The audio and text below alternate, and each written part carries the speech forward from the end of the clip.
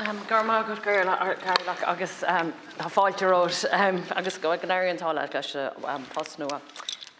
So cá tosig me le public transport in the northwest and west.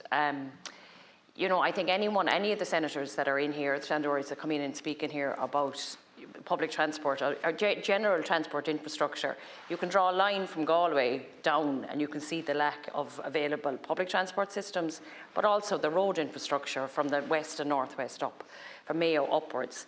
I think that I know that we've spoken a lot about the Western Rail Corridor, opening up the Western Rail Corridor, and there's a lot of support coming from many different groups within that, like the ATU in Sligo, the Atlantic Technical University. There's 9 campuses between Sligo, Mayo and Donegal, and you know, really you should be able to be connected. You should be able to go from one campus to the next, you know, and even lecturers themselves would say that people teaching should be able to go from one to the next, but you have to go all across the country to nearly get from one to the other. And if we're encouraging people to get out of their cars, but it's just simply not a possibility in the northwest. The Western Rail Corridor, there is plans, it is in the All-Ireland Strategic Rail Review, that it's going to be from Athenry to Claremorris, but we need to be ambitious about this, and I know that all my colleagues in the west of Ireland would say this, that there's only a tiny little bit left to push it on as far as Sligo, and then you'd love to be ambitious again and push it up to Donegal.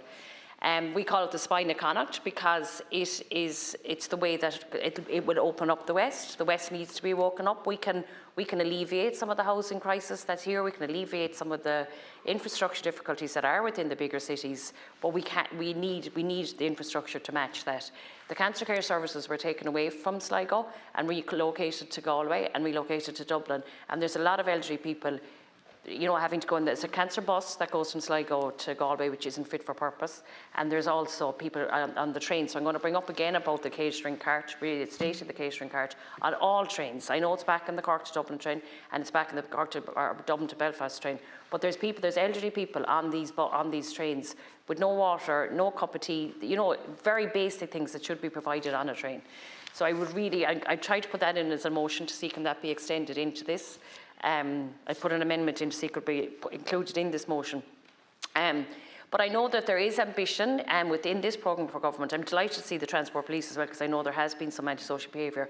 But another area that we really could be looked at in Sligo is having a commuter bus from Longford to Sligo. Like, there's only one train, and we probably do need a second train or second rail track, well, we definitely do.